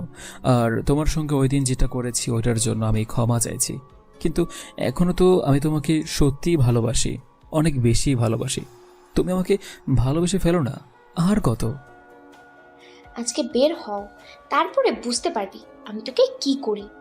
এমন মাইর দিব তোকে যে সারা জীবন হাসপাতালে পড়ে থাকবি, শুধুমাত্র ক্লাসটা শেষ হতে দে। ঠিক আছে, সেটা না হয় দেখা যাবে, কিন্তু আগে তো আমার ভালোবাসাটা মেনে নাও। আগে আমার ভালোবাসার কথা বলি, তারপর না হয় এসব মারামারি কাটাকাটি পরেও নিয়ে কথা হবে। তারপর নীলার কোনো কিছু না বলে সেখান থেকে চলে গেল, আর সেখান থেকে সামনে বসে পড়ল, আর সঙ্গে সঙ্গে তিথিও বসে পড়ল। আর একটু পরেই স্যার এসে ক্লাস করাতে লাগলো, আর আমাকে নতুন দেখে স্যার দাঁড় করালো। আর দাঁড় করিয়ে স্যার আমার দিকে তাকিয়ে আছে, কারণ স্যার আমাকে চিনতে পেরেছে। আর আমি চোখ দিয়ে ইশারা করে বললাম। তখন স্যার আমাকে বলল যে মনোযোগ দিয়ে ক্লাস করার জন্য, আর আমিও বসে পড়লাম। ভাগ্য ভালো যে এই শহরের নতুন কমিশনার হয়ে এসেছি, আর তা না হলে অবস্থা খারাপ হয়ে যেত। এখনো ভালো করে মানুষ আমাকে তেমন একটা চেনে না। তারপর ক্লাস করাতে লাগলো, আর আমি তো নীলার দিকে একদম তাকিয়ে আছি। এটা নীলা ভালো করেই খেয়াল করলো, আর তখন ওরা কথা বলল। কিরে তিথি, আমি তো ভেবেছিলাম ছেলেটা একটা আবুলের মতো, ছেলেটাকে একটু র্যাগিং করব, একটু শিক্ষা দেব, কিন্তু এখন তো দেখছি ছেলেটা আমাকে ভালোবাসার দাবি দিয়ে সব সময় ঘুরে বেড়াচ্ছে, আমাকে বিরক্ত করছে। কি করা যায় বলতো? এইরকম একটা ছেলের সঙ্গে কি আমার যায় বল? আজ পর্যন্ত কোনো ছেলে আমাকে এইভাবে ডিস্টার্ব করার সাহস পায়নি, কিন্তু এই ছেলেটার সাহস দেখে আমি অবাক হচ্ছি। হ্যাঁ রে, আমিও তো কোনো কিছু বুঝতে পারছি না। আর ছেলেটাকে দেখে একদম আমার সাধারণ মনে হচ্ছে না। চেনা কারণ দেখেছিস না, শরীরের গঠন আমার কেমন যেন সন্দেহ আছে। কারণ ছোট লোকটা আসলে এমন হয় না, কেমন যেন সুন্দর হয়েছে। আমি তোকে এটা বলে বোঝানো সম্ভব নয়। আর শোন, ছেলেটা যদি তোকে সত্যি ভালোবেসে থাকে তাহলে ছেলেটা গরিব, তবুও কোনো সমস্যা নেই। কারণ দেখেছিস না, আমি যে রিহানকে ভালোবাসি, রিহানকে আমার স্ট্যাটাসের মতো, রিহানকে আমার যোগ্যতার, কিন্তু রিহানকে আমি আমার মন থেকে ভালোবাসি। আর তোর জন্য আমি মানুষের র্যাগিং করি, না হলে কিন্তু আমি র্যাগিং করতাম না। শোন, আমার র্যাগিং করতে ভালো লাগে, তাছাড়া আমি যা করি তাই আমার কাছে অনেক ভালো লাগে। আর এই ছেলেটা দেখি কি করে, আর ছোট লোকদেরকে ভালোবাসা অসম্ভব। এরকম কথা আমিও আগে অনেকবার বলেছিলাম, কিন্তু আসলে সত্যিকারের ভালোবাসা এসব দেখে হয় না, শুধুমাত্র হয়ে যায় রে। আচ্ছা, এখন এসব কথা বাদ দিয়ে এখন মনোযোগ দিয়ে ক্লাস কর, যখন কারটা তখন দেখা যাবে। তারপর ক্লাস শেষ করে সবাই বের হলো, আমিও বের হলাম। আমি বের হয়ে নীলার কাছে চলে আসলাম, আর নীলার কাছে আসার পরে নীলা আমাকে দেখে কাউকে যেন ফোন করলো, হয়তো ছেলে পেলে ডেকে আনছে আমাকে মারবে বলে। আর কিছুক্ষণ পরেই এক গাড়ি করে কয়েকটা ছেলে পেলে চলে আসলো, আর ছেলেগুলো এসে নীলাকে খুঁজতে লাগলো। আর তখন নীলা আমাকে দেখিয়ে ইশারা দিয়ে বলল কি জানো, আর সেখান থেকে চলে গেল। আর ছেলেগুলো এসে আমাকে ধরে নিয়ে ছাদে চলে আসলো, আর ছাদে আনার পরে আমার নিজের মাস্ক খুললাম, আর মাস্ক খোলার পরে ছেলেগুলো আমার পায়ে ধরে বলতে লাগলো। স্যার, আমরা আসলে বুঝতে পারিনি স্যার, আপনি যেখানে আছেন এটা সত্যিই আমরা জানতে পারিনি। আমরা যদি জানতাম তাহলে এখানে কখনোই আসতাম না। স্যার, আমরা আর কখনো ভার্সিটিতে আসবো না, আপনি আমাদের ক্ষমা করে দিন। আর স্যার, নীলা ম্যাডাম আমাদের দিক কাজ করে, আর তার বিনিময়ে আমরা টাকাই পাই শুধু, এই জন্যই আরও অনেক ছেলে আমরা এভাবে মেরেছি। আর নীলা ম্যাডাম প্রপোজ করছিল বা কেউ কথা বলার জন্য চেষ্টা করছিল। এরপর থেকে যেন এরকম ভুল আর কখনোই করতে না দেখি। যদি এরকম ভুল করেছিস তাহলে সোজা জেলের ভেতরে ঢুকিয়ে দেব, আর ভেতরে তো ঢুকিয়ে দেবই সারা জীবনের জন্য, কিন্তু বের হতে পারবি না। আর আমার ব্যাকগ্রাউন্ড সম্পর্কে তো তুই ভালো করেই জানিস। চুপচাপ এখান থেকে চলে যা। আর হ্যাঁ, কাউকে বলবি না যে আমি এই ভার্সিটিতে আছি, গোপন রাখবি। এখন থেকে ভালোভাবে চলাফেরা কর, এইসব বাদ দে। তারপর ছেলেগুলো চলে গেল, আর ছেলেগুলো চলে যাওয়ার পরে আমিও বাসায় চলে আসলাম। আর বাসায় আসার পরে আমি খাবার খেয়ে নিলাম, আর খাবার খেয়ে কিছুক্ষণ রেস্ট নিলাম। আর রেস্ট করার পরেই আমাকে বের হতে হবে এখনই। তারপর আমি যথারীতি বের হয়ে গেলাম মাকে বিদায় দিয়ে। আর আমি অফিসে এসে নিজের মতো কাজ করছি, আর তখনই মেঘলা এসে আমাকে বলতে লাগলো। স্যার, এইমাত্র শাহিনের নাম্বারটা শহর থেকে কিছুটা দূরে একটা গ্রামের মধ্যে ট্রেস করা গেছে। আমি নিজেই ট্রেস করেছি, বুঝতে পারলাম না যে শাহিন ওখানে কেন গিয়েছে। মেঘলা, আমার কাছে মনে হচ্ছে যে ওই গ্রামে ছদ্মবেশে সবগুলো থাকে, যারা প্রতিনিয়ত দেশের মধ্যে অপকর্ম করেই চলেছে, তারা ছদ্মবেশে ওখানে থাকে। আর ঠিক এটার সদস্য হলো শাহিন। শাহিন ওখানে ওদের সঙ্গে দেখা করতে গিয়েছে, আর ওই লোকেশনটা আমার কাছে পাঠিয়ে দাও, আর আমরা যথারীতি সেখানে ব্যবস্থা নেব। আগে তুমি ওই গ্রামের ব্যাপারে তথ্য জানো, আমাকে ওই গ্রামের সকল কিছুর তথ্য দাও, বুঝতে পেরেছো? আর এটা 2-1 দিনের মধ্যেই করো। আমি চাই 2-1 দিনের মধ্যে মেইন অপারেশনটা করার জন্য। ঠিক আছে স্যার, আপনি যেরকম বলবেন। স্যার, আজকে কিন্তু নীলা ম্যাডামকে আমি দেখেছি। নীলা ম্যাডাম আপনার আরও আগে বের হয়েছিল ভার্সিটি থেকে। তবে আপনাকে কিন্তু ভার্সিটির ছাত্র হিসাবে এখনও ভালোই দেখা যায়। মনে হয় না যে আপনি ভার্সিটির ছাত্র নন। তারপর মেঘলা চলে গেল। আর মেঘলা চলে যাওয়ার পরে আমি নীলার মোবাইলে কল দিলাম। আর কল হতেই কিছুক্ষণ পরে কলটা রিসিভ করলো। আর আমি বলতে লাগলাম, কি ব্যাপার, কল ধরতে এতক্ষণ লাগে? তুমি জানো না যে আমি তোমাকে কল করব? নিজের প্রিয় মানুষের কল যথাসময়ে ধরতে হয়, বুঝতে পেরেছো? তোর তো এখন হাসপাতালে থাকার কথা, আর তুই আমার নাম্বার কি করে পেলি? আমার নাম্বার তো কেউ এটা জানে না। তোর সাহস তো কম বড় নয়, তুই আমাকে কল দিয়েছিস। এত অহংকার কেন তোমার? এত অহংকার করা ভালো নয়, বুঝতে পেরেছো? মানুষকে ভালোবাসতে শেখো, মানুষকে সম্মান দিতে শেখো, ভালোভাবে কথা বলো, তারপর দেখবে অনেক ভালো লাগছে। তোমার সারা জীবন অহংকার করে কি পেলে তুমি? তোমাকে আমি ঠিক করব, তুমি ওয়েট করো। তোর তো এখন হাসপাতালে থাকার কথা, কিন্তু তুই হাসপাতালে না গিয়ে তুই আমার সঙ্গে কথা বলছিস। তার মানে কি ওরা আমার কাজটা করতে পারলো না? কিছু তো বুঝতে পারলাম না। ওরা কি করে আমাকে মারবে? ওরা তো জানে না যে আমি কে। তাছাড়া আমি একজন সাধারণ মানুষ। আর সাধারণ মানুষকে ওরা কেন মারবে শুধু শুধু? আমি তো কোনো অন্যায় করিনি। আমি বলেছি যে আমি তাকে ভালোবাসি, আর ভালোবাসা কোনো অন্যায় নয়। তারপর তারা চলে গিয়েছে। তারপর নীলা কলটা কেটে দিল। আর নীলা কল কেটে দেওয়ার পরে আমি মুচকি হাসলাম। আর কিছুক্ষণ কাজ করে আমি বের হলাম। আর বের হয়ে আমি হেঁটে হেঁটে বাসায় ফিরছিলাম, কারণ এখন আমাকে আরও বেশি সাবধান থাকতে হবে। আর হঠাৎ করে দেখলাম নীলার গাড়িটা অনেক জোরে আমার পাশ দিয়েই চলে গেল। আমার ভয় হলো নীলার কোনো কিছু হয়ে যাবে না তো। আমি এটা ভাবতে ভাবতে আরও তাড়াতাড়ি করে সামনের দিকে যেতে লাগলাম। আর সামনে একটু যেতেই দেখলাম সেই গাড়িটা একটা ট্রাকের সঙ্গে লেগে গাড়িটা উল্টে গিয়েছে। আমি তাড়াতাড়ি করে গাড়িটার কাছে গেলাম। আর গাড়িটার কাছে গিয়ে দেখি যে নাক মুখ দিয়ে রক্ত বেরোচ্ছে। আমি যেটা মনে মনে ভাবছিলাম সেটাই সত্যি হয়ে গেল।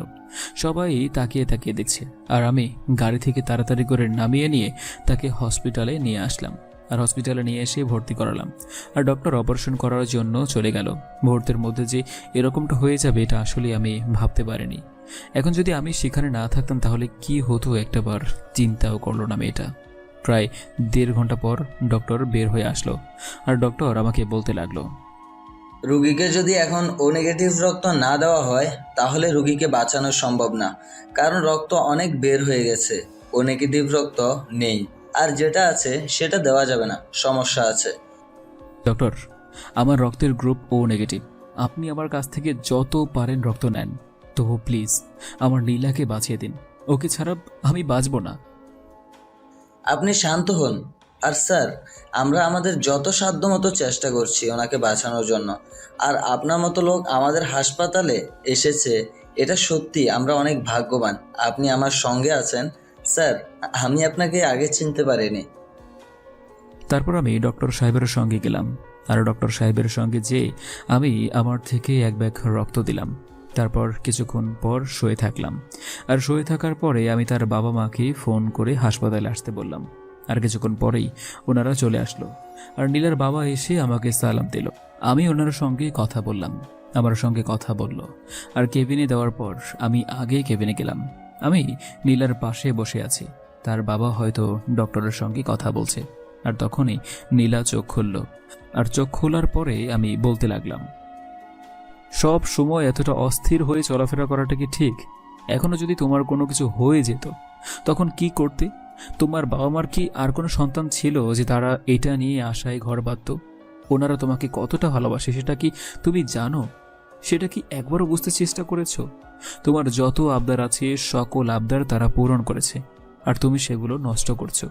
আরে তোমার বাবা তো একদম ফেরেশতা। তোমার বাবার মতো ভালো মানুষ পুরো ডিপার্টমেন্টে হয় না। আর ওনার জীবনে ওনার এই ভালো কাজের জন্য কতবার যে পোস্টিং হয়েছে সেটা জানো? কত জায়গা থেকে সরিয়ে দেওয়া হয় শুধুমাত্র ওনার সততার জন্য। ওনার সততার ফল হয়তো এখন পাচ্ছে না, কিন্তু একটা সময় যে উনি ঠিকই পাবেন। আর তার মেয়ে হয়ে তুমি এত অহংকার, এত উচ্ছৃঙ্খল চলাফেরা এটা ঠিক না।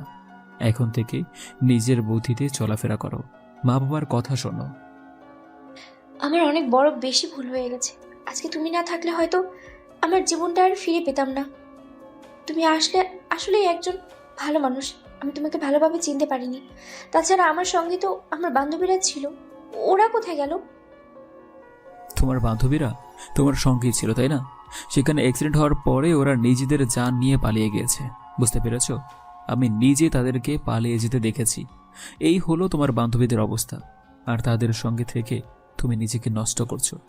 এখন থেকে নিজেকে একটু পাল্টানোর চেষ্টা করো, দেখবে অনেক ভালো থাকবে। তারপর আমি সেখান থেকে চুপচাপ চলে আসলাম। আর তার বাবা মাকে বিদায় দিয়ে আমিও আমার কাজে চলে আসলাম। আর এভাবেই পার হয়ে গেল কয়েকটা দিন। আমি এরপরে আর নীলাকে দেখতে যাইনি, কাজে ব্যস্ত ছিলাম। আর নীলাকে আমার শূন্যতাটা বোঝানোর চেষ্টা করছি। আর কয়েকদিন যাওয়ার পরে নীলা নিজে থেকেই আমাকে কল বা মেসেজ করেছে। আমি তো সত্যিই অবাক, কারণ আমি চাইলেও মেসেজের উত্তর দিতে পারি না, কারণ ভাইয়ের বিয়েতে অনেক ব্যস্ত। আর এভাবেই পার হয়ে যায় একটা মাস। এই একটা মাসে নীলাকে আমি একবারও কল বা মেসেজ দেইনি। রাস্তার মধ্যে অনেকবার দেখাও হয়েছে। নীলা হয়তো আমার ব্যাপারে সবটা জেনে গিয়েছে। দেখতে দেখতে ভাইয়ের বিয়েটা সম্পন্ন হয়ে গেল, আর আমিও কিছুটা ফ্রি হয়ে গেলাম। তারপর আমার কেসটা নিয়ে আরও বেশি তৎপর হলাম, কারণ এটা খুব তাড়াতাড়ি শেষ করতে হবে, কারণ ওরা সমাজটাকে পুরো শেষ করে দিয়েছে। আমি ডিপার্টমেন্টে আমার ক্যাবিনে বসে কাজ করছিলাম, আর তখনই হঠাৎ নীলা সোজা আমাকে এসে জড়িয়ে ধরলো আর বলতে লাগলো, কি ব্যাপার, তুমি আমার কল বা মেসেজের উত্তর দিচ্ছ না কেন? আমি সত্যি ওই দিন বুঝতে পারিনি, আর তোমার সঙ্গে যতগুলো অন্যায় করেছি সেগুলোর জন্য সরি বলছি, এই কানে ধরছি, তবুও প্লিজ একটাবার কথা বলো। আরে এটা তো অফিস নাকি? আর তুমি এভাবে আমাকে এসে জড়িয়ে ধরেছো কেন? আর আমি তো এতদিন অনেক ব্যস্ত ছিলাম, আর একটা মামলা নিয়ে আমি তদন্ত করছি। এটা অনেক বড় মামলা, সেই জন্য ব্যস্ত আছি। আর কিছুদিন আগে ভাইয়ের বিয়ে হয়েছিল, তো তার জন্য আরো বেশি ব্যস্ত ছিলাম। আমি এতদিনে তোমার শূন্যতা আসলেই বুঝতে পেরেছি। আমি নিজেকে চেঞ্জ করে ফেলেছি। তুমি দেখো, আমি এখন থেকে নিয়মিত নামাজ আদায় করি, আল্লাহকে ভয় করতে শিখেছি। তুমি যেভাবে বলেছিলে আমি সেভাবেই চলছি। তবুও প্লিজ আমাকে মেনে নাও, আমি তোমাকেই চাই। তোমার এসব আমি কোনো কিছুই চাই না। দেখো, তোমার সঙ্গে আমি এসব নিয়ে কথা বলতে চাই না। এখন আমি অন্তত ব্যস্ত আছি। আর বিশ্বাস না হলে তুমি তোমার বাবাকে জিজ্ঞেস করো, তোমার বাবাও কতটা ব্যস্ত আছে সেটা হয়তো তোমার নতুন করে জানার কথা না, তাই না? আর এই অপারেশনে আমার মৃত্যু হতে পারে, তখন কি করবে? আমাকে ভালোবেসে কেন নিজের জীবনটা নষ্ট করবে? তাহলে কেন তুমি আমাকে আগে এসে ভালোবেসেছিলে? আমি তো আগে তোমাকে ভালোবাসতে চাইনি, তুমি আমাকে ভালোবাসতে বাধ্য করেছো। এখন আমি তোমাকে ভালোবাসি, এখন আমাকে মেনে নিচ্ছ না কেন? তখন কি এটা মনে ছিল না? দেখো, আমি তোমার সঙ্গে অনেকটা ভুল করে ফেলেছি, সেটা আমি জানি। কিন্তু এখন আমার লাইফের কোনো নিশ্চয়তা নেই। আমি তোমাকে বোঝাতে পারবো না যে আমি কি বলতে চাচ্ছি তোমাকে। আমি তোমার কোনো কথা শুনতে চাই না। আমি তোমার কাছে শুধুমাত্র ভালোবাসা চাই, এবং তুমি সেটা আমাকে দেবে। যদি আমাকে না দাও, তাহলে তুমি আমাকে যেটুকু রক্ত দিয়েছো সেটুকু আমি এখনই তোমার সামনে বের করে ফেলে দিব। আমি আর বাঁচতে চাই না। কেন আমাকে সেদিন বাঁচিয়েছিলে? কেন আমাকে এত আপন করে ভালোবেসেছিলে? প্লিজ বলো। আচ্ছা ঠিক আছে, তুমি এখন বাসায় চলে যাও। আমি কাজ শেষ করে তোমার সাথে রাতের বেলা কলে কথা বলবো, ঠিক আছে? আর এভাবে হুটহাট করে এখানে এসো না, কারণ আমারও তো একটা মান সম্মান আছে, তাই না? এভাবে পাগলামি করলে কি হয়? এভাবে পাগলামি না করলে তো আর তুমি আমার কাছে আসতে না, তাই না? আর আমি যতদিন আছি ততদিন তোমার সঙ্গেই তো পাগলামি করব। তুমি ছাড়া কে আছে আমার? তোমার জন্য তো আমি নিজেকে এতটা পরিবর্তন করেছি, বুঝতে পেরেছো? ঠিক আছে, আমি গেলাম। আমি কিন্তু তোমার ফোনের অপেক্ষায় থাকবো। আর একটু সাবধানে, বুঝতে পেরেছো? তুমি আমার জন্য সেফ থাকবে। তোমার কিছু হলে কিন্তু আমি আমার নিজেকে শেষ করে দেবো, কথাটা মনে রেখো। তারপর আমি নীলাকে অনেক বুঝিয়ে নীলাকে বাড়িতে পাঠিয়ে দিলাম। আর নীলাকে পাঠিয়ে দেওয়ার পরে মেঘলা চলে আসলো। আর মেঘলা এসে আমাকে বলতে লাগলো, স্যার, আমরা এই গ্রামের সমস্ত তথ্য পেয়ে গেছি। আমরা চাইলে আজকে অপারেশনে যেতে পারি। ওই গ্রামে ক্যাম্প বানিয়ে ছদ্মবেশে ওরা থাকছে, আর এটার পুরো লিস্ট দিচ্ছে আমাদের বিক্রম। হলো এমপির একমাত্র ছেলে, আর এমপির সাহসে এবং এমপির সহযোগিতায় সকল কিছু করে থাকে। তার ছেলে বিক্রম পুরো বাংলাদেশ এগুলো করছে। তারপরেও বাংলাদেশে লোক রয়েছে, জায়গায় জায়গায় রয়েছে। আমরা সকল ক্যাম্পের ঠিকানা লোকেশন ট্যাশ করতে পেরেছি আর সকল জায়গা থেকে ওদের ক্যাম্প উড়িয়ে দিয়েছি। আপনার আদেশ মোতাবেক এখন বাকিটা আপনি যা বলবেন। ঠিক আছে, চলো এখন একটা মিটিংয়ে যেতে হবে, আর ওখানে সেনাবাহিনীর কর্মকর্তারাও থাকবে। ওদের সঙ্গে প্ল্যান করে তারপর ওখানে যেতে হবে, কারণ ওইটা একটা বিপজ্জনক এলাকা। আর আমরা চেষ্টা করছি যে সাধারণ মানুষের কোনো ক্ষতি যেন না হয়। তাড়াতাড়ি চলো, মিটিং প্রায় শুরু হয়ে গিয়েছে। আমি এতক্ষণ তোমার জন্যই ওয়েট করছিলাম। স্যার, আমি তো আরও অনেক আগেই আসতাম, কিন্তু আপনাকে জানালা দিয়ে দেখলাম ভাবি আপনাকে জড়িয়ে ধরে রেখেছে। কি করে আপনার কাছে আসছি বলেন? আপনার সঙ্গে কথা বলাটা তো এই সময় আসাটা ঠিক হবে না, তাই না? মেঘলা, এখন এসব কথা বলার সময় নাই। চলো তাড়াতাড়ি, বোর্ড মিটিং আছে আর আমাদের সেখানে পুরো প্ল্যানটাকে সাজাতে হবে। আর ওদের বিরুদ্ধে এতদিনে যা প্রমাণ জোগাড় করতে পেরেছি সবগুলো সেখানে উপস্থাপন করতে হবে। আর শাহিনের ব্যাপারটা আমি পরে দেখব। শাহিনকে তুমি তোমার নিজের হাতেই ক্রস ফায়ার করবে। It's my order. একজন দেশদ্রোহী কখনো প্রিয় মানুষ হতে পারে না, কথাটা মনে রাখবে সবসময়। তারপর আমি আমাদের বোর্ড মিটিংয়ের জন্য চলে আসলাম আর নিজেকে প্রস্তুত করে সকল স্যারের উপরস্থ কর্মকর্তারাও চলে আসলো আর ওদের সামনে মিটিং শুরু হলো। আর যেহেতু এটার উপর দায়িত্ব আমার ছিল, তাই আমাকে এই উপস্থাপন করতে হবে। আর আমি দাঁড়িয়ে বলতে লাগলাম, স্যার, এখানে আমি সকল তদন্ত করে দেখেছি যে এটার পেছনে বিক্রম রয়েছে। বিক্রমের দুবাইয়ের একজনের সঙ্গে হাত রয়েছে। দুবাইয়ের সেই লিডারের নাম হলো সুফিয়া। সেই সুফিয়ার সঙ্গে সে মিলে এসব করছে। আর বিক্রম এখন এই লোকেশনেই আছে। এই লোকেশনটা খুবই দুর্গম এলাকা, একটা পাহাড় এলাকা, কিন্তু ওখানে প্রায় 15,000-এর মতো মানুষ বসবাস করে। আর ওই 15,000 মানুষকে ও একাই জিম্মি করে রেখেছে। ওখানে আমাদের জানা মতে ল্যান্ডমাইন ফিট করে রাখা হয়েছে। তাদের এরিয়ার ভিতরে ঢুকতে গেলেই সেগুলো ফেটে যাবে। আর তাই আমাদের প্রথম কাজ হবে যে ওইগুলো আগে ডিফিউজ করা। শারিয়ার, তুমি তোমার মতো করে ব্যবস্থা নিবে, বুঝতে পেরেছ? আর আমার বিশ্বাস যে এটা তুমি সম্পূর্ণ লিড দিতে পারবে, কারণ আমরা পুরো ডিপার্টমেন্ট তোমার দিকে তাকিয়ে আছি। আর তুমি বলেছিলে যে তোমার কিছু কমান্ডো লাগবে, আর সেনাবাহিনীর কর্মকর্তা তোমাকে 20 জনের মতো কমান্ডো দিয়েছে। তোমাদের প্ল্যান কি সেটা আমি জানি না, তোমরা তোমাদের প্ল্যান মতো কাজ করো। 2টা হেলিকপ্টার থাকবে তুমি ওদেরকে রেস্কিউ করার জন্য। জি স্যার, সেটা আমি বুঝতে পেরেছি। স্যার, আরেকটা কথা হলো যে আমাদের খুবই একটা লজ্জাজনক ঘটনা, যে সেটা হলো শাহিন ওই বিক্রমের সঙ্গে কাজ করে আর কাজটা করেছে, কিন্তু ও আমাদের অনেক তথ্য তাদের কাছে পাচার করেছে, যার জন্য আমাদের এতটা সময় লেগেছে এগুলো করতে। আর ইনশাআল্লাহ আমরা সফল হতে পারবো, ওদের সবাইকে ধরে ফেলতে পারবো। আর এমপি সহ এখন সেখানেই আছে। এমপি পদত্যাগ করেছে। আর বিক্রমের যেখানে যেখানে তার ক্যাম্প ছিল, মানে সে যেখানে তার গোডাউনের মালামাল সাপ্লাই করত, সমস্ত গোডাউন পুড়িয়ে দেওয়া হয়েছে। আর লোকগুলোকে অ্যারেস্ট করেছে, কাউকে ক্রসফায়ার করা হয়েছে, সেটা আমার নির্দেশে। ঠিক আছে, এখন তুমি তোমার মতো করে ব্যবস্থা নাও, আমরা তোমার পাশে আছি। আর যত রকমের সাহায্য লাগে তুমি আমাকে বলবে, আমি সব কিছু করে দিব, বুঝতে পেরেছ? তুমি এখন অপারেশনে যেতে পারো। ওদেরকে বাঁচিয়ে রেখে সরকারের অন্য ধ্বংস করার কোনো প্রয়োজন নেই। ওদেরকে সোজা মেরে ফেলবে, আর কোনো কথা নেই। আর আমাদের ডিপার্টমেন্টের যে বিশ্বাসঘাতক করেছে সে এখন নিশ্চয়ই তোমাদের কাছে নেই, তাকে দেখা মাত্রই ক্রস প্লেয়ার। তারপরে আমি সেখান থেকে চলে আসলাম। সেখান থেকে আসার পরে আমি 2টা টিম ভাগ করে দিলাম। আর 2টা টিমের মধ্যে লিডার দেবে, একটার মধ্যে মেঘলা, আরেকটার মধ্যে আমি। তারপর কমান্ডোদের সঙ্গে আমি আমার টিমের সঙ্গে প্ল্যান বুঝিয়ে দিলাম, আর মেঘলাও তাদের টিমের সঙ্গে প্ল্যানটা বুঝিয়ে দিল। আর এভাবেই সময়টা পার হয়ে গেল। আমি রওনা দিচ্ছি, আর তখনই মা কল দিল। মা কল দিয়ে বলতে লাগলো, কি রে শাহরিয়ার, তুই কি আজকে বাসায় আসবি না? আমরা সে কখন থেকে তোর জন্য ওয়েট করছি। তাড়াতাড়ি বাসায় ফিরে আয়, একসঙ্গে খাবার খাবো। তোর ভাই বসে রয়েছে। আসলে মা, আমরা এখন অপারেশনে যাচ্ছি, কখন ফিরবো সেটা জানি না।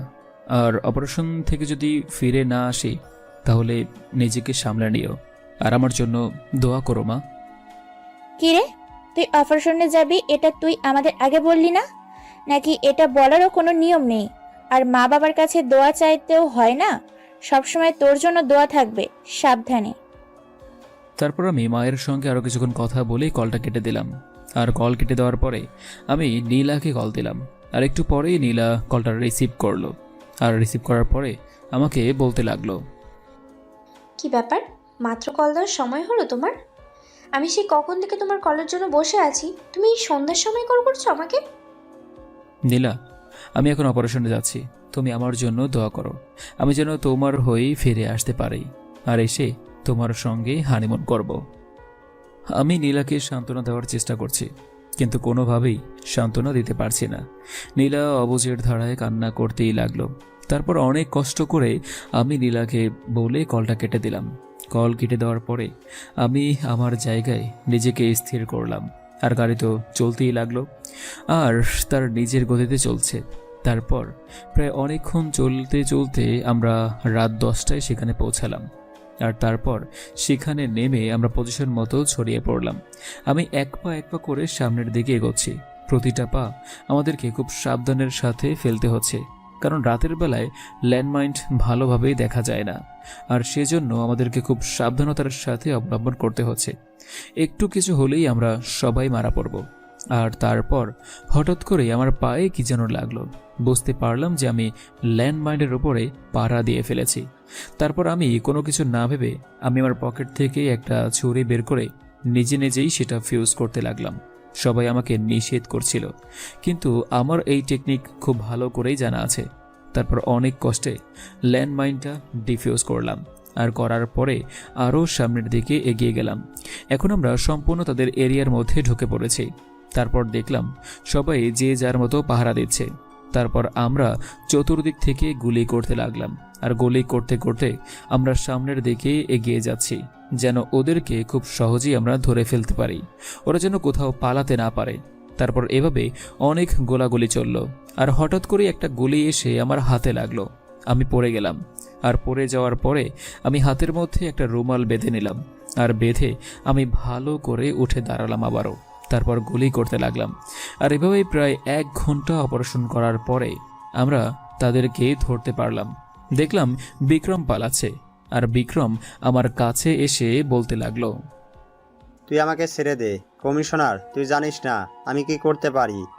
আমার সকল জায়গায় তুই হাত দিয়েছিস, তুই আমার সকল জায়গা ধ্বংস করে দিয়েছিস, আর সেই জন্য আমি তোকে এখন পর্যন্ত কোনো কিছু বলিনি। তুই আমাকে এখনও ভালোই ছেড়ে দে। আমি এখান থেকে দুবাই চলে যাব, আর বাংলাদেশে কখনোই ফিরবো না। তোকে তো মেরে ফেলার জন্য আমাকে অর্ডার উপর থেকে দিয়ে দেওয়া হয়েছে, আর যদি আমাকে অর্ডার নাও দেওয়া হতো তবু আমি তোকে মেরে ফেলতাম। আমি তোকে এমনভাবে মারবো যেটা ইতিহাসের সবচেয়ে বড় দৃষ্টান্ত হয়ে থাকবে, আর তোকে আমি পিস পিস করেই কাটবো। তুই যেভাবে মানুষকে পিস পিস করে কেটেছিস, একটা মেয়েকে তুই পিস পিস করে কেটে দিস, আর সেই মেয়েটার বডি উদ্ধার করার জন্য শাহিনকে বলেছিস। যদি বডিগুলো তোর কাছে নিয়ে আসে তাহলে তো আমরা কোনো তদন্ত করতে পারবো না। আমি অনেক কষ্ট করে চেষ্টা করেছি, কিন্তু কোনো লাভ হয়নি। আমি ওই বডিগুলো আমার কাছে নিয়ে আসতে পারিনি। সেদিন আমি অনেক বড় ভুল করে ফেলেছি। সেদিন যদি বডিগুলো আমার জায়গা মতো আমি নিজে লুকিয়ে রাখতাম, তাহলে আমার আজকে এই দিন দেখতে হতো না। আমার এতদিনের প্ল্যান, এতদিনের সাম্রাজ্য আমার শেষ হয়ে গেছে। তারপর আমি এসব আর কোনো কথা শুনতে চাইলাম না। আমার পকেট থেকে একটা ছুরি বের করে তার গলার মধ্যে একটা পোজ দিলাম, আর পোজ দেওয়ার পরে ওর বুকের মধ্যে এলো পাথারি ছুরি দিয়ে আঘাত করতে লাগলাম, আর বলতে লাগলাম, তোর জন্য আমি কেন সরকারি গুলি নষ্ট করব? তোর জন্য আমি আমার হাতটাই শুধু ইউজ করব। আমি নিজের হাতই তোকে এভাবে মারব, যেন তুই মৃত্যুর যন্ত্রণা কতটা সেটা তুই ভালো করেই বুঝতে পারিস, কারণ তুই এভাবেই অনেক মানুষকেই মেরেছিস। তারপর তাকে মেরে ফেললাম, আর মেরে ফেলার পরে বডিটা সাথে নিয়ে নিলাম, কারণ এগুলো কোনো জায়গায় কবর দিতে হবে। হাজার হাজার লোক এখানে এসে একজোট হয়েছে, আর তারপর সবাইকে অ্যারেস্ট করে নিয়ে আসলাম। আর রাত এভাবেই পার হয়ে গেল। পরদিন সকালবেলায় আমাদেরকে টেলিভিশনে দেখানো হলো আমরা অনেক বড় একটা অপারেশন শেষ করে এসেছি। বাসায় আসতে আসতে দুপুর হয়ে গেল। আমাকে অনেক দিনের জন্য ছুটি দেওয়া হয়েছে, আর অনেক সম্মানও দেওয়া হয়েছে। আর তারপর আমি বাসায় চলে আসলাম। বাসায় এসে সবার সঙ্গে কুশল বিনিময় করলাম, আর কুশল বিনিময় করে পরে আমি রুমে এসে দেখি নীলা আমার রুমের মধ্যে ঘুমিয়ে আছে। আমি বেশ খানিকটা অবাক হলাম। আমাকে দেখেই নীলা বিছানা থেকে উঠে এসে আমাকে শক্ত করে জড়িয়ে ধরল, আমিও তাকে জড়িয়ে ধরলাম, আর জড়িয়ে ধরে আমি নীলাকে এলো পাথারে চুমুক দিয়ে যাচ্ছি। সে চোখ বন্ধ করে আছে, আর তখনই বুঝতে পারলাম যে আমাদের রুমে কেউ আছে, ভাবি।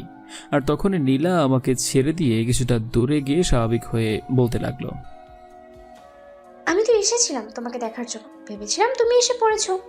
আর আমাদের ব্যাপারটা তো সবাই জানে, তার জন্য কোনো সমস্যা হয়নি। আজকে আমাদের বিয়ে হবে, বিয়ের আগে আমি শ্বশুরবাড়ি এসে হাজির। দেখেছো আমার কতটা ভাগ্য আছে। আমি এখন যাই, কারণ এখন আমি কারোর সঙ্গে কথা বলতে পারবো না, লজ্জা লাগছে। রাতের বেলা তো আসছি। আমি হেসে দিলাম। তারপর নীলা কিছুটা লজ্জা পেয়ে চলে গেল। আসলে নীলা এক্সাইটমেন্টে আমাকে দেখার জন্য এখানে এসেছে, আর আমি সকালবেলা নীলাকে মেসেজ দিয়েছিলাম যে তোমাকে দেখতে খুব ইচ্ছে করছে।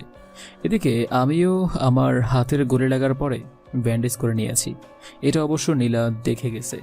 যাওয়ার সময় আবারও নীলা বলতে লাগলো, রাতে এসে না হয় আপনাকে সেবা করব, এখন তো ওষুধটা খেয়ে নিন। আমি বাসায় চলে গেলাম, আল্লাহ হাফিজ। একটু রেস্ট নাও, বুঝতে পেরেছো? তারপর আমিও ফ্রেশ হয়ে খাওয়া দাওয়া করে রেস্ট নিলাম। আর বিকেলবেলা পারিবারিকভাবেই আমাদের বিয়েটা হয়ে গেল, কারণ নীলা একদম নিষেধ করেছে যে অনুষ্ঠান না করার জন্য। আর এটার জন্যই খুব তাড়াতাড়ি বিয়েটা হয়ে গেল। এখন আমি দাঁড়িয়ে আছি বাসর ঘরের সামনে। বাসর ঘরের সামনে এসে দাঁড়িয়ে আছি, আর তখনই হঠাৎ করে ভিতর থেকে নীলা বাইরে এসে আমাকে টেনে ভিতরে নিয়ে গেল। আমি তো পুরা লজ্জায় পড়ে গেলাম, কারণ এটা ভাবি দেখে ফেলেছে। তারপর আমি দরজা লাগিয়ে দিলাম, আর দরজা লাগানোর পরে নীলা আমাকে বলতে লাগলো, তোমার আসতে এতক্ষণ লাগে কেন? আমি যে সেই কখন থেকে এখানে বসে আছি, তোমার কি কোনো আক্কেল জ্ঞান কাণ্ডজ্ঞান নেই? আর ওইখানে ভাবিকে দেখার কি আছে? ভাবি তো আরেকজনের, ওনার দিকে একদম তাকাবে না বলেছি কিন্তু।